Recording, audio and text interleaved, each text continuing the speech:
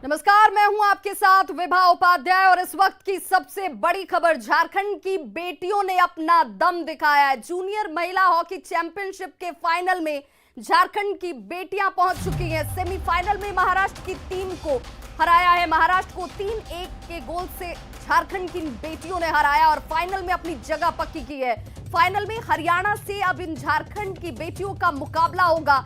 Junior महिला hockey championship के final में झारखंड इस वक्त पहुंच चुका है। सेमीफाइनल में महाराष्ट्र की टीम को झारखंड की बेटियों के खेल के आगे हार का मुंह देखना पड़ा है। महाराष्ट्र को 3-1 से शिकस्त दी है झारखंड की टीम ने और अब फाइनल में हरियाणा के साथ झारखंड का मुकाबला होगा। बहुत अच्छी टीम खेली और उम्मीद से कहीं अच्छी टीम खेली, जो हम उम्मीद लगाए हुए थे। फाइनल में मुकाबला हो रहा है, किस वजह से देख रहे हैं? पहली बार मैं बताना चाहता हूं कि मुझे पूरी उम्मीद है कि कल झारखंड हैट्रिक बनाएगी चैंपियनशिप में। लगातार 2 साल से चैंपियन है, अब ये तीसरा साल झारखंड चैंपियन होने के कगार पर है और मुझे पूरी उम्मीद है कि पहली बार इतिहास में झारखंड हैट्रिक बनाकर चैंपियन होगा। कहेंगे बच्चों को बहुत बहुत बधाई, दिल से बधाई। तो आपने सुना कोच क्या कह रहे हैं। उम्मीद से कहीं बेहतर इन बेटियों ने प्रदर्शन किया है, जिसकी उम्मीद कोच भी नहीं कर रहे थे। महाराष्ट्र को हराकर फाइनल में झारखंड की टीम पहुंच चुकी है। 3-1 से करारी शिकस्त देकर फाइनल में जगह पहुंची है झारखंड की टीम। और हमारे सहयोगी श्रीराम पुरी इस वक्त हमारे साथ फोन लाइन पर जुड़ चुके हैं। श्रीराम, एक बड़ी जीत और इस जीत का विश्वास भी था झारखंड के लोगों को भी, खेल प्रेमियों को भी और कोच को भी। जी बिल्कुल, देखिए जो महाराष्ट्र की टीम थी मजबूत थी, इस कारण थोड़ा संशय था, पर लोगों को विश्वास था कि झारखंड की टीम फाइनल पहुंचेगी, क्योंकि जूनियर फॉर्मेट में पहले से ही वो 2 बार विनर रह चुकी है, तीसरी बार फाइनल में पहुंची है। और भोला सिंह जो अभी बता रहे थे, जो झारखंड के अध्यक्ष है, उन्होंने कहा कि तीसरी बार हम फाइनल जीतेंगे और हैट्रिक करेंगे, क्योंकि जूनियर टीम 2 बार जीत चुकी है, तीसरी बार जीतने के लिए फाइनल तक पहुंची है। और बहुत ही कड़ा संघर्ष हुआ शुरुआती दौर से, 3-1 से झारखंड ने महाराष्ट्र को हराया है। बिल्कुल, और फाइनल की जहां तक बात की जाए श्रीरामपुरी, अब चूंकि हरियाणा की टीम के साथ मुकाबला होगा झारखंड की टीम का, इस मैच को हम कैसे देखें? झारखंड की बेटियों के अब तक के प्रदर्शन के आधार पर यह उम्मीद और ज्यादा मजबूत होती है कि ट्रॉफी झारखंड के पास इस बार तीसरी बार हैट्रिक कायम होगा। जी देखिए, झारखंड की बेटियों ने जब खेलना शुरू किया था, जब लीग मैच चल रहा था, तो इनका प्रदर्शन उतना अच्छा नहीं हो रहा था, पर जब से क्वार्टर फाइनल का मैच शुरू हुआ है तब से बेटियां बहुत ही अच्छा खेल रही हैं और दिनों दिन उनका जो भी खेल है वो प्रदर्शन सुधरता जा रहा है। और आने वाला जो फाइनल है, कल का फाइनल हरियाणा के साथ, हरियाणा वैसे मजबूत टीम है, पर झारखंड की बेटियां भी बहुत मजबूत हैं और ऐसी उम्मीद की जा रही है कि झारखंड की बेटियां जरूर जीत दिलाएंगी झारखंड को। चलिए, बहुत बहुत शुक्रिया श्रीरामपुर इस तमाम जानकारी के लिए। और बड़ी खबर इस वक्त रांची से आ रही है। झारखंड के 19 जिलों के योजना पदाधिकारी के वेतन पर रोक लगा दी गई है। आकांक्षी जिले में संचालित योजना का प्रतिवेदन नहीं देने के बाबत यह कार्रवाई की गई है।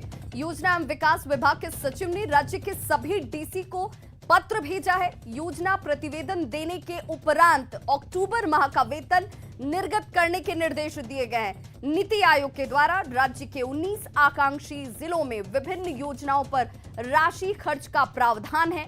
आकांक्षी जिलों को 2 से 5 करोड़ रुपए तक दिए जाते हैं नीति आयोग की तरफ से। और इस वक्त ये बड़ी खबर, योजना विकास विभाग के पास इन आकांक्षी जिलों में खर्च होने वाली राशि का कोई ब्यौरा ही नहीं है। स्वास्थ्य विभाग की बात कर लीजिए, कृषि की बात कर लीजिए, शिक्षा के क्षेत्र की बात कर लीजिए, इन सभी क्षेत्रों पर ये राशि जो है वो खर्च की जाती है। आकांक्षी जिलों को अपने स्तर पर योजना तैयार करने की छूट दी गई है। कोडरमा, धनबाद, देवघर, जामताड़ा और सरायकेला खरसावा को छोड़कर बाकी 19 आकांक्षी जिला इसमें शामिल हैं, जिन लोगों ने ये नहीं किया। और अब ये कार्रवाई, वेतन पर रोक 19 जिलों के योजना पदाधिकारी के। राजधानी रांची में छोटी वजहों से बड़े वाहनों के पहिए थम गए हैं। रांची नगर निगम के अधीन चलने वाली करीब 200 से ज्यादा बसें आज खड़े खड़े कबाड़ में तब्दील हो रही हैं। रांची कर बकरी बाजार परिसर में एसी बसों को देखा, तमाम जो ऐसी बसें हैं वो नजर आती हैं जो अब कबाड़ का रूप ले चुकी हैं। मरम्मत के अभाव में कबाड़ होती रांची नगर निगम की इन बसों की तस्वीर आपके सामने है, जहां पहुंचकर हमारे सहयोगी अविनाश कुमार ने जायजा लिया है। राजधानी रांची में छोटी वजहों से बड़े वाहनों के चक्के थम गए हैं। ये बात हम राजधानी रांची के रांची नगर निगम की कर रहे हैं और मेरे ठीक पीछे जितने भी बसें आप देख रहे हैं ये रांची नगर निगम के द्वारा ही संचालित किए जाते रहे। साफ तौर पर बस पर अंकित है रांची नगर निगम रांची, और जो बस का कंडीशन है अगर आप इस पर भी एक नज़र दौड़ाएं तो कहीं से भी आपको ऐसा नहीं लगेगा कि इसमें कोई बहुत बड़ी खराबी हुई होगी उसके बाद ये बस चलनी बंद हो गई है। ऐसा कुछ नहीं है। और ऐसे 200 से ज़्यादा राजधानी रांची के अंदर बसें हैं जो इस वक्त नहीं चल रही हैं। मैंने इसलिए कहा कि छोटी वजहों से, क्योंकि बहुत सारे ऐसे बसें हैं जो या तो सेल्फ की अगर हम प्रॉब्लम करें, बैटरी की दिक्कत की बात करें, एक्सल की बात करें, जो छोटे छोटे जो कारण होते हैं उसी वजह से ऐसे वाहन खड़े हो गए हैं और काफ़ी दिनों से यहाँ खड़े हैं। ये बकरी बाजार का इलाका है। जो सीट है, आप सीट को भी अगर आप थोड़ा सा नज़दीक से देखें, नई सीट है, कहीं से कोई सीट में भी कहीं कोई दिक्कत नहीं है, कोई परेशानी नहीं है। लेकिन ऐसे बहुत सारे ऐसे बसें हैं, बाहर भी बहुत सारे ऐसे बसें खड़ी हैं यहाँ जो इस वक्त नहीं चल रही हैं। और निगम लगातार ये बातें कहती है कि राजधानी रांची के अंदर जो आवागमन की व्यवस्था है, जो शहरी इलाका में आवागमन की व्यवस्था है, उसे दुरुस्त करनी है और बसों का संचालन शुरू करना है। लेकिन ये तभी संभव हो पाएगा जब संचालन के साथ साथ जो परेशानियां आती हैं, क्योंकि जब गाड़ी सड़क पर दौड़ेगी तो कई तरह की परेशानी हो सकती है।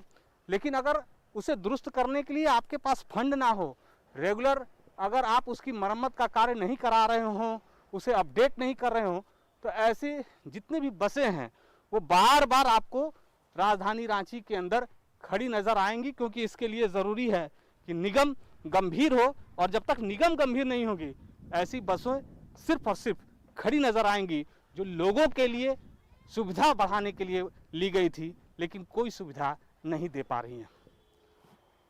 कैमरा पर्सन संजीव के साथ अविनाश कुमार, न्यूज़ 18 रांची। गढ़वा के रंका थाना परिसर में एसीबी की टीम पर हमला किया गया। एसीबी की टीम घूस लेने के आरोपी एएसआई को गिरफ्तार करने के लिए आई थी, लेकिन आरोपी एएसआई ने एसीबी की टीम पर हमला कर दिया, जिसके बाद डीआईजी पलामू ने एसीबी कार्यालय में हाई लेवल मीटिंग की। हालांकि इस मामले में पुलिस अधिकारी कुछ भी बोलने से फिलहाल बच रहे हैं, लेकिन सूत्रों की माने तो एसीबी बड़ी कार्रवाई की तैयारी में है। बड़ी खबर गढ़वा से ही, जहां पर गढ़वा जिले के बैजनवा घाटी में तेज रफ्तार दो बाइक की आपस में जोरदार टक्कर हो गई और इस हादसे में बाइक सवार 5 लोगों की मौत हुई है, जबकि एक शख्स घायल हुआ है। घायल को बेहतर इलाज के लिए रांची भेजा गया है। बताया ये जा रहा है कि चुटिया पंचायत के पंचायत सचिव सुरेश मेहता अपने साथी पंचायत सचिव विजय प्रसाद मेहता के साथ रंका जा रहे थे और इसी दौरान दूसरी तरफ से बाइक पर सवार 4 लोग यहां आकर इनकी गाड़ी के साथ भिड़ंत होती है। बैजनवा घाटी में दोनों बाइक के बीच जोरदार टक्कर हुई। 3 लोगों की मौके पर ही मौत हो गई, जबकि इलाज के दौरान 2 लोगों ने दम तोड़ दिया। 2 बाइक पे 6 लोग सवार थे, जिसमें कि 3 की वहाँ पे स्पॉट पे डेथ हो गई। एक पंचायत सेवक यहाँ पे आए, उनकी सुरेश महतो उनका यहाँ पे देहांत हो गया। इसके अतिरिक्त 2 लोगों को भेजा गया था, जिसमें 2 सहोदर भाई थे, जिसमें से एक सहोदर भाई का यहाँ पे इंतकाल हो गया है और एक भाई का यहाँ पे इलाज चल रहा है। तो कुल 5 व्यक्ति अभी तक यहाँ पे दुर्घटना में उनकी मृत्यु हुई। देवघर पुलिस ने जिले की 4 थाना क्षेत्रों में छापेमारी कर 10 साइबर अपराधियों को गिरफ्तार किया है। पुलिस ने कुंडा, पथरोल, जसीडीह और मधुपुर थाना क्षेत्र से अपराधियों को गिरफ्तार किया है। अपराधियों के पास से 11 मोबाइल, 20 सिम कार्ड और 2 एटीएम कार्ड बरामद किए गए हैं। सभी फर्जी सिम के आधार पर फर्जी बैंक अधिकारी और कस्टमर केयर एग्जीक्यूटिव बनकर विभिन्न माध्यमों से ओटीपी हासिल कर ठगी की घटना को अंजाम दे रहे थे। पुलिस कप्तान को लगातार जो साइबर अपराधियों के विरुद्ध जो गुप्त सूचना मिल रहा है, जो आमजनों द्वारा दिया जा रहा है, उसमें छापामारी करके कल 4 थाना पथरौल, मधुपुर, कुंडा और जसीडीह 4 थाना क्षेत्र से 10 लोगों की गिरफ्तारी हुई है, जिसमें 11 मोबाइल फ़ोन, 20 सिम और 2 एटीएम कार्ड की बरामदगी हुई है। सिमडेगा पुलिस ने नशे के खिलाफ बड़ी कार्रवाई की है। पुलिस ने 109 किलो गांजे के साथ 2 अंतर्राष्ट्रीय गांजा स्मगलर को धर दबोचा है। गुप्त सूचना के आधार पर कार्रवाई करते हुए ठेठई टांगर क्षेत्र से गांजा लदी टाटा सफारी को जब्त किया गया, जिसकी कीमत करीब 55 लाख रुपए बताई जा रही है। फिलहाल पुलिस तस्करों से पूछताछ कर रही है। आपको बताते चलें कि हाल के दिनों में सिमडेगा पुलिस ने अलग अलग थाना क्षेत्रों से अब तक 1830 किलोग्राम गांजा बरामद किया है, जिसकी कीमत 9 करोड़ से ज्यादा है। गाड़ी में गांजा लोड है ये भी बताया। तलाशी के क्रम में सफारी कार में 29 पैकेट प्लास्टिक रेपर में सुरक्षित रखा गांजा बरामद हुआ, जिसका वजन किया गया तो 109 किलो 400 ग्राम वजन पाया गया है। बताते हैं कि अंतर्राष्ट्रीय बाजारों में इसका अनुमानित मूल्य करीब 54,70,000 हो सकता है। दोनों गांजा तस्कर गिरफ्तार कर जेल भेजे जा रहे हैं। पलामू आइसोलेशन वार्ड से फरार महिला कैदी को पुलिस ने एक बार फिर से गिरफ्तार कर लिया है। महिला को हेरोइन तस्करी के आरोप में गिरफ्तार किया गया था। जांच के दौरान महिला कोरोना पॉजिटिव निकली।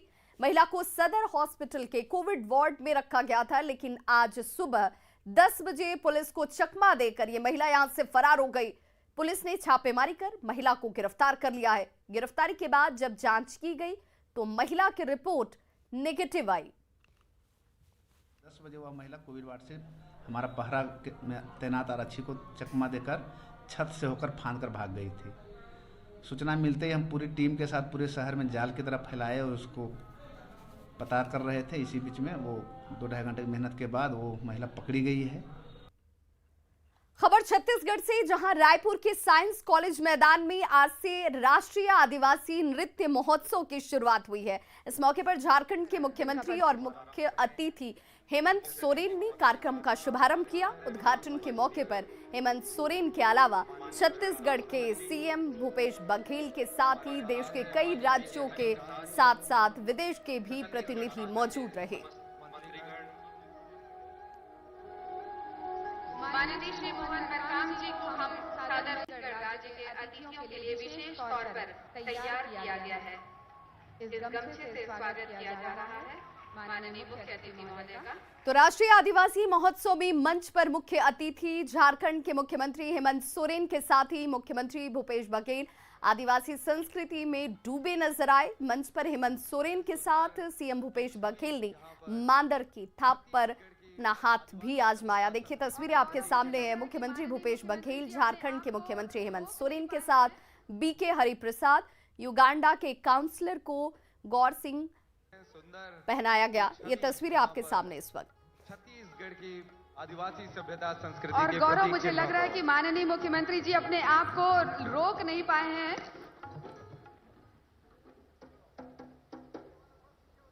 सुंदर ये छवि जहां पर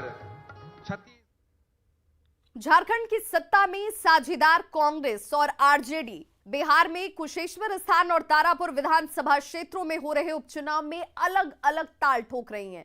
आरजेडी और कांग्रेस दोनों दलों के नेताओं में बयानों की कड़वाहट भी अब साफ दिखने लगी है।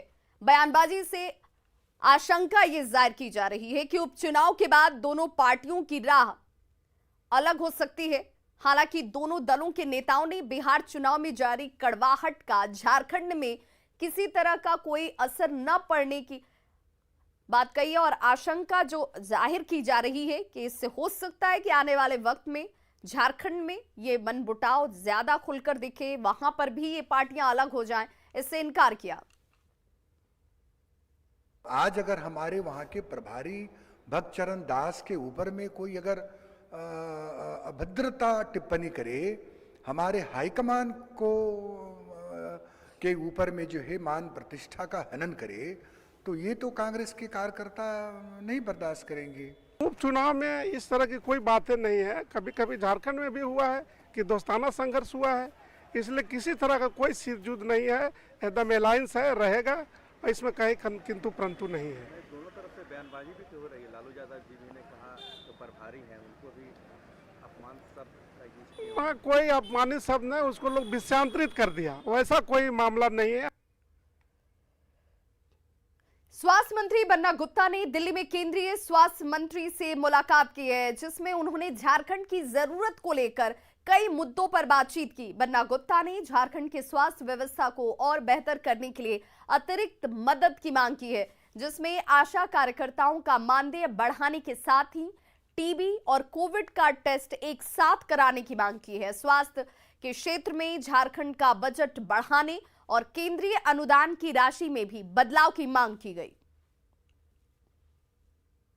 ये 60-40 वाली योजना मत कीजिए, ये योजनाएं उचित नहीं है। आपको योजना करनी है तो 90-10 की योजना कीजिए, ताकि 90 केंद्र सरकार दे और 10 राज्य सरकार दे। जब केंद्र की सरकार ये कह रही है कि हम जो है स्वास्थ्य में आमूलचूल परिवर्तन करेंगे, तो हमने कहा कि फिर इसको 90-10 की योजना के रूप में सारी योजनाओं को परिणित किया जाए। और यदि 60-40 करेंगे तो राज्य कहाँ से वहन कर पाएगा। अभी हम 1,47,445 लोगों को फर्स्ट डोज दे चुके हैं और 52 लाख कुछ लोगों को हमने सेकेंड डोज दिया है। तो फर्स्ट डोज में हम 61% कर चुके हैं, सेकेंड डोज में हम 21% कर चुके हैं। तो हम अपग्रेड करने के लिए हमको केंद्र से सहायता की जरूरत है। देवघर में दीपावली से पहले बाजारों में रौनक देखी जा रही है, लेकिन दीप को बनाने वालों की स्थिति बेहद दयनीय है। कुम्हारों को मिट्टी भी आसानी से उपलब्ध नहीं हो पाती, जिससे वो इस कार्य को छोड़कर पलायन करने को मजबूर हैं। वहीं बाजारों में चाइनीज लाइट्स ने इनकी कमर को और तोड़कर रख दिया है। कुम्हारों की स्थिति का जायजा लिया न्यूज़ 18 संवाददाता मनीष दुबे ने। और इस वक्त बड़ी खबर आ रही है आर्यन खान से जुड़ी हुई। आर्यन खान को जमानत मिल गई है। शाहरुख खान के बेटे आर्यन खान को जमानत मिल गई है। बॉम्बे हाई कोर्ट ने आर्यन खान को जमानत दे दी है, जिस पर सबकी नजर टिकी हुई थी कि क्या आज आर्यन खान को जमानत मिलती है या नहीं। तो बड़ी खबर इस वक्त, शाहरुख खान के बेटे आर्यन खान को जमानत मिल चुकी है। तो ड्रग्स के इस मामले में आर्यन खान को जमानत मिली है, साथ ही साथ अरबाज और मुनमुन को भी जमानत मिल गई है। बॉम्बे हाई कोर्ट से आर्यन खान को यह बड़ी राहत जमानत के तौर पर मिली है।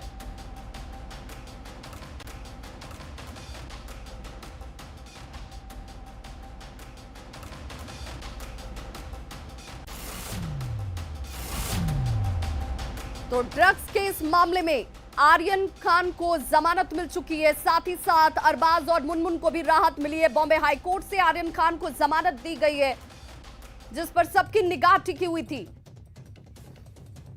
और सहयोगी अमित राय हमारे साथ इस वक्त ज्यादा जानकारी के साथ फोन लाइन पर मुंबई से जुड़ गए हैं, लेकिन उससे पहले वकील क्या कुछ करे जरा सुनते हैं। आप बोल दीजिए। This is not the way. Come this side in the front. हाँ सर बोलिए sir. The court has granted bail. Move this side. Move. एक second, I hold the room यार, एक second. Move this side. Don't do that. I'm going to go away. You're going to please. Behave yourself. Sit down. All of you sit down. Sit down. थोड़ा side ला बता ना। Sit down. Sit down.